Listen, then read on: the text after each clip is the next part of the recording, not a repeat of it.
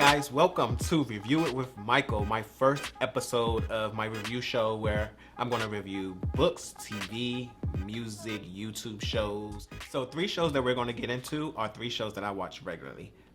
One is a YouTube show. It's called The Shit We Do for Love. Of course, Miss TS Madison's new show, the TS Experience, and also Married to Medicine. So let's get into The Shit We Do for Love. We'll do that one first.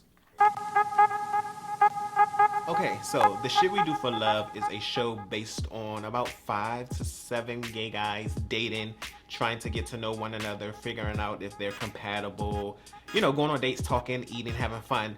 And they have like 5 main characters or main people on the cast, which is D'Angelo, Travis, Rara, Damien, and Malcolm.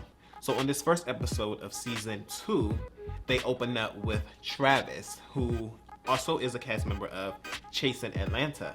Travis didn't really give much on this season of Chasing Atlanta, which I thought he would, but for some reason on The Shit We Do for Love, he's given a lot, which is what we've known him to be, that personality.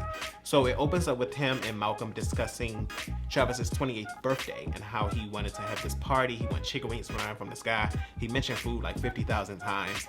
And he wanted Malcolm to basically just plan his party and throw the party for him because he didn't want it to work. He just wanted to show up and be a star as he should. It's his birthday. So they talk about that, and what I didn't really know or didn't focus on or probably didn't catch is him and Malcolm had a falling out, which Travis mentioned. And they had it before the reunion, and I guess squashed it at the reunion and became cool afterwards. I'm not too sure of the timeline. But yeah, I didn't know that they had a falling out. I personally like Travis. Travis is a personality. He's funny. He's always positive. Like, I love his energy. I just love him. And he always has on that trench coat. No matter what show he's on or confessional he's doing, he got on that trench coat. But that's here nor there. So, let's jump into Travis's dating life. And he has a boyfriend, or dating someone, I should say. No boyfriend. I'm throwing titles out there too soon. So his boyfriend name is Leon. If I'm saying that right, Leon. Yeah, Leon. In my opinion, him and Leon aren't a match. I feel that Leon is using him for the clout, because if you see in the episode on that scene, there's no chemistry. It's just like Leon is either camera shy or he's just not giving who he really is. And I don't see him for Travis because Travis is such a big personality, and he's just, it just doesn't work. Or maybe behind closed doors he's a different person, but on camera it just didn't work. And I don't want Travis with him. I'm sorry. So yeah. Okay, so let's jump from Travis and go into D'Angelo. Now, D'Angelo was one of my favorites on the first season. I thought he was kind of slow in the beginning, but he's kind of cool. He's just a laid-back guy. He's very passionate, and you can feel that. You can see that when you listen to him or see him. He started a clothing line or t-shirt line called Boyfriend Material, which I have a friend who modeled one of his shirts. He's also still looking for a partner, dating. He's with his friend of 10 years in the confessionals, but 11 when they were in the scene, Antonio. They went bowling, they were talking about some things.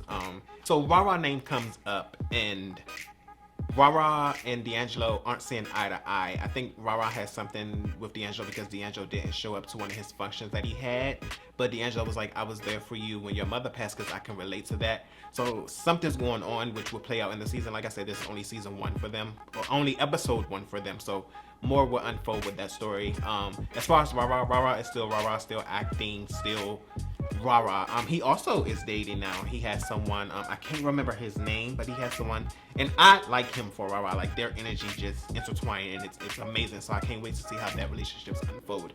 And let's just jump right into Malcolm. Malcolm, didn't really see him on the first episode. I don't know what's going on with him. He didn't have a storyline on the first episode. He was just the party planner for Travis. And speaking of Travis again, he had a guest list and he didn't invite Damien. So it comes to find out him and Damien have something brewing because of a friendship with D'Angelo. So this first episode told a lot without telling a lot. So the season, as it unfolds with the new guys coming in and they saying how Travis is buying his boyfriends, it's about to be on fire. So season 2 is off to a great ass start. Alright, so the next show I got into was the TS Madison Experience, which I'm so excited for TS that she's finally, mainstream, have a show on WeTV. She worked hard for it. I give her that. She put in her work and she made it happen. This is your girl TS Madison, and I am the queen of the internet. And it's like a behind the scenes of her doing her show, her YouTube show that she does. She has her her team and friends. I hate saying teams because they're more like family. It's Oliver Twist, Craig the writer, Stewart, and Chi Chi. And Miss Mary, her mom, who we get to see more of, and it just goes behind the scenes of her trying to build this empire and bring in New York to help get the word out and to get to another level. And New York couldn't make it because of COVID, and the COVID pandemic had just hit really hard. And Atlanta was like one of the hotspots at the time, and New York was afraid to come, so she couldn't come. It goes into her talking to her mom about how it was with her growing up and transitioning, and her mom was like, I gave birth to a son, now I have a daughter, you left me, this is how I felt when you left me. I don't think at the time she understood that TS left her to get herself together so she can come back and be who she is today, which now she's grand, she has it all. So she talks about her mom, and her mom just lays it all out of how she felt. And I don't know if she's done it before or she did it that day on camera, but it came out, and it was a good heartfelt moment to see her mom accept her as TS Madison finally and get in touch with some things that they've been going through. As far as like her team with Oliver, you know, he's behind the scenes with like the graphics and the technical stuff and just all great things. Oliver is also a cast member from Chasing Atlanta, excuse me. He called himself the head nerd in charge, which he is. I really like him. I was going to work with him when I lived in Atlanta, but the pandemic hit and we couldn't do it, so I had to move forward with someone else. And as I can see now, he was actually busy doing this, so kudos to you. TS Madison Experience is great. Episode 1 was amazing. There was no drama, but the drama is brewing. So I'm excited. I cannot wait to see what happens and how everything unfolds. She's definitely an influencer to me in showing me how to get to where I need to be and how to do it. And you do need a team. You can't do it all on your own and have your team locked. Like, that team is locked. Like, they shade each other, but you ain't about to shade near one of them in that group. So I really appreciate T.S. Madison in this show and how they edited and in the confessionals and how she'll say something and he was in the corner like, but you tried it. Amazing. So episode 1, T.S. Madison, congrats on that.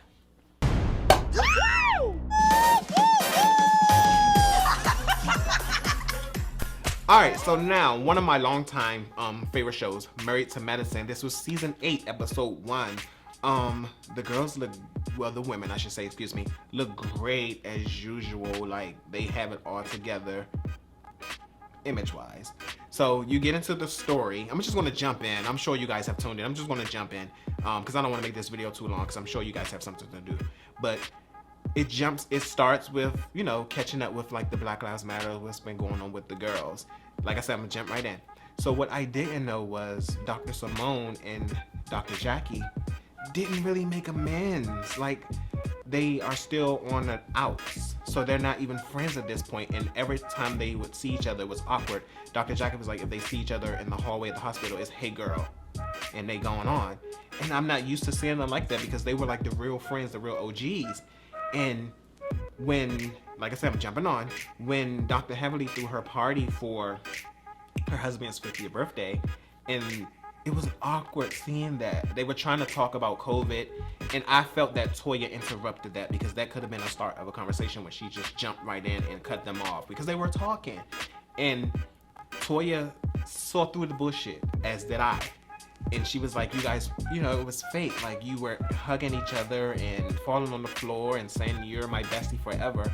But it was all a lie. It was all fake. It was just for that moment. So I hope they can work it out. I really do, because I really like them together. Like, they were great. Dr. Simone's comedy and comedic side and her laughter, and then Dr. Jackie's serious side, but she's shady as well. She's like a classic shady person. But I don't know. I hope they can figure it out. Toya did bring a new cast member to the group who seems to going to be a fireball. She seems to will be right in the coattail of Toya, because when Toya was on the couch at the party, she was basically egging her on and just like feeding into the bull. Or it could have been a Patron that they had, because they said that Toya had like 20 glasses of Patron. So I don't know. Her name is Anila. I'm gonna look at my notes. I got some notes because she's new. I don't really know her. So she has a degree in computer information systems, and she works in cosmetics in the fashion industry. Her husband is also a doctor, which is probably how she's on the show as well. But she seemed like she's gonna bring what Quad and Mariah brought in the first couple of seasons, just a little more established. No shade to those girls. But yeah, Season 8 started off great. I love Dr. Heavenly. She looks wonderful. We didn't really see Quad. Quad wasn't on this episode. Wasn't even missed, to be honest with you. Mariah's no longer on the show. Not even missed, to be honest with you. But the girls brought it. Episode 1 brought it. They brought it with that other show that comes on before them couldn't do in all this season. No shade. That's why I didn't talk about them. But yeah, tune into Married to Medicine Sundays. I don't know. You gotta check out the time. Maybe 8, 9, depending on where you live. On Bravo. And I will see you guys next week. Like I said, I'm gonna be reviewing more than just TV and stuff. I'm gonna be reviewing music, everything else, food, devices, everything you can think of. I'm rambling at this point because I'm trying to wrap up. It's been a long time trying to set this shit up for you. First episode, so don't expect perfection. I ain't perfect, ain't ever gonna be perfect. So you're gonna get the real and raw from me. So tune in next week for another edition of Review with Michael. I'll see you later.